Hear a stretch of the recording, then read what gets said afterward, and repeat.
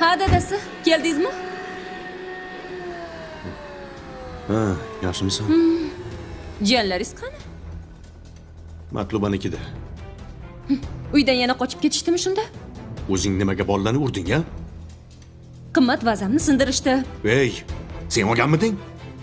Oyimdan qolgan vaza edi. Sinsa sinib o'lib ketmaydimi o'sha vaza?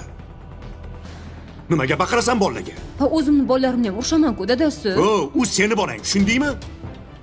Urishsang urishaver, qochib ketmaydi. Bular yetim. Qanaqa tushuntirish kerak birovni bolasi?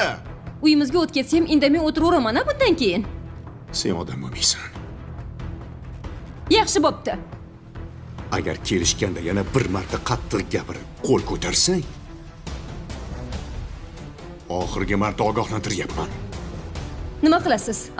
Javobimni berasizmi?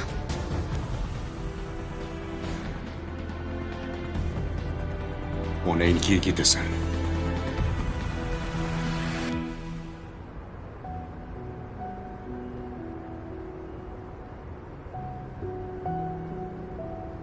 Shahrimizni go'zalligini ko'ryapsanmi?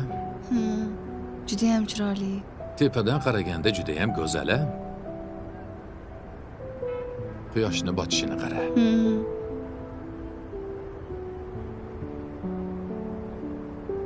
Sen onang farroshligidan uyalyapsanmi?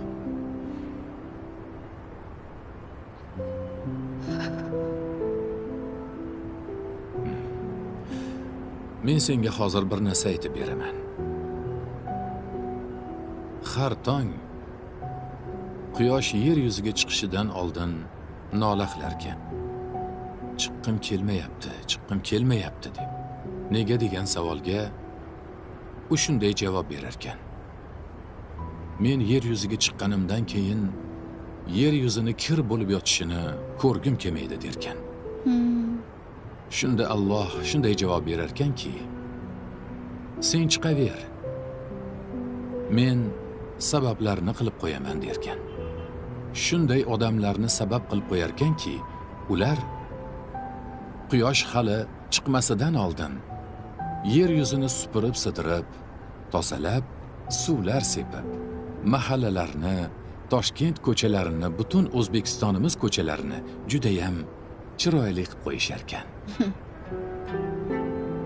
Quyosh chiqqanidan keyin ana shu ozoda, toza bo'lib turgan ko'chalarni ko'rib, xursand bo'lib, o'z nurlari bilan